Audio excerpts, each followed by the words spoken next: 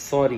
तो बड़े टाइम से ना मेरे साथ एक चीज हो रही है जो मैं तुम्हारे साथ शेयर करना चाहता हूँ। पिछले 1 साल में मैंने बड़ी सारी लड़कियों से बात करी है। हाँ मैं लौंडिया बाजू, क्या कर लोगे? देखो ऐसे कोई गर्लफ्रेंड वर्लफ्रेंड नहीं बनाए हैं हम आज तक कभी। I am single by choice, लेकिन वो चॉइस मेरी नहीं होती, वो लड़कियों की होती है। तो अपना जैसा हिसाब चल रहा था कि बात करते थे, दोस्ती अच्छी हुई, ठीक है, नो प्रॉब्लम। किसी के लिए कोई कुछ फीलिंग्स नहीं डेवलप, कोई कुछ नहीं हुआ। इन्हीं लड़कियों ने मेरे को कहा था कि यार हम तो अभी रिलेशनशिप से बाहर निकले हैं और अपने को तो ऐसा कोई रिलेशनशिप दोबारा चाहिए नहीं, सिंगल ही खुश है। 2-3 महीने बाद इन्होंने मेरे को घोस्ट कर दिया। पूछो भैया क्यों? इन मैडमों ने नया बॉयफ्रेंड बना लिया।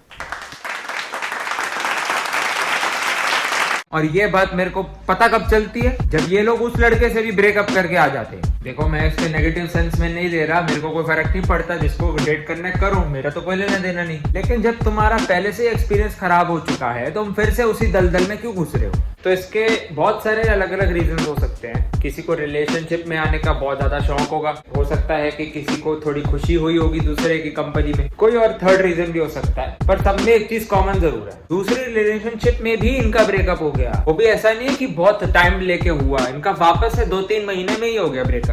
इस मामले में थोड़ा सा क्लैरिफिकेशन देना चाहूंगा। सिर्फ लड़कियां नहीं करती, लड़के भी करते हैं, ये बात मुझे मालूम है। किसी से कोई दुश्मनी नहीं निकाल रहा हूँ, कैंसिल मत कर देना मुझे। इतनी जल्दी रिलेशनशिप में घुस रहे हैं, फिर ब्रेकअप हो रहा है, फिर रिलेशनशिप में घुस रहे हैं, फिर ब्रेकअप हो रहा है। इसका मतलब क्या हो सकता है? इसका मतलब ये है कि आप अपनी खुशी जो है ना वो दूसरे लोगों में ढूंढते हो, जो कि एक तरह से गलत हो सकता है। दूसरे लोगों में खुशी ढूंढने के भी अलग अलग रीजन हो सकते हैं। हो सकता है कि उनको बचपन से प्यार नहीं मिला तो वो दूसरे लोगों में एक रिप्लेसमेंट ढूंढते हैं, उस प्यार की कमी पूरी करने के लिए कोई जरिया ढूंढते हैं। या फिर किसी को लगता है कि अगर मेरे दोस्त होंगे या फिर मेरा गर्लफ्रेंड बॉयफ्रेंड होगा तो मेरी कोई रिस्पेक्ट होगी या मेरी कोई पहचान होगी, मेरी सेल्फ एस्टीम उससे ऊंची होती है। मैं सिर्फ अंदाजा लगा रहा हूँ, मैं कोई साइकोलॉजिस्ट नहीं हूँ या फिर कोई एक्सपर्ट नहीं हूँ।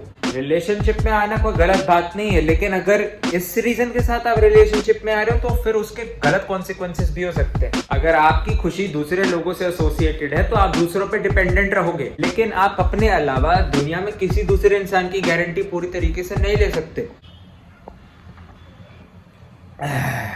तो आप बार बार उसी इंसान के पीछे भागोगे, लेकिन वो सारे टाइम आपके लिए हो सकता है अवेलेबल ना हो। आप उस इंसान से दुनिया भर की एक्सपेक्टेशंस रखने लगोगे, लेकिन हो सकता है कि वो उन एक्सपेक्टेशंस को लिव अप ना कर पाए। दोनों तरीके से आपको दुख पहुंचेगा, रिलेशनशिप टॉक्सिक हो जाएगा, फिर आपका दिल टूटेगा। लोगों को लगता है कि थोड़ी देर के लिए अगर कोई इंसान हमें खुशी दे रहा है तो वो हमारे बॉयफ्रेंड या गर्लफ्रेंड बनने के लायक है, हम उसके साथ रिलेशनशिप में आने के लायक है। रिलेशनशिप के लिए सबसे जरूरी है ट्रस्ट होना, and trust is a process जिसको बनने में बहुत टाइम लगता है। बहुत टाइम से मेरा मतलब है साल भी लग सकते हैं। आपको थोड़ी देर की खुशी दे रहा है, उस बेसिस पे आप नहीं बता सकते कि ये रिलेशनशिप में घुसने के लायक है। ये 2 मिनट की खुशी तो सिगरेट शराब भी दे देती है, और लॉन्ग टर्म में तो डैमेज हो सकता है ना। कहने का मतलब ये है कि खुशी उन चीजों में ढूंढो जो चीजें सस्टेनेबल हो, जैसे कि अपने ऊपर टाइम इन्वेस्ट करना, वो आपको खुशी दे सकता है। तो अपने साथ वक्त बिताओ, अपने आप को भी समझो, आप अपने आप को जानोगे, आपकी स्ट्रेंथ क्या है, वीकनेस कहाँ है, कहाँ पे मुझे काम करना है, मुझे क्या पसंद है क्या नहीं पसंद है, वो सब जानना बहुत जरूरी है। प्रवचन यही समाप्त होता है।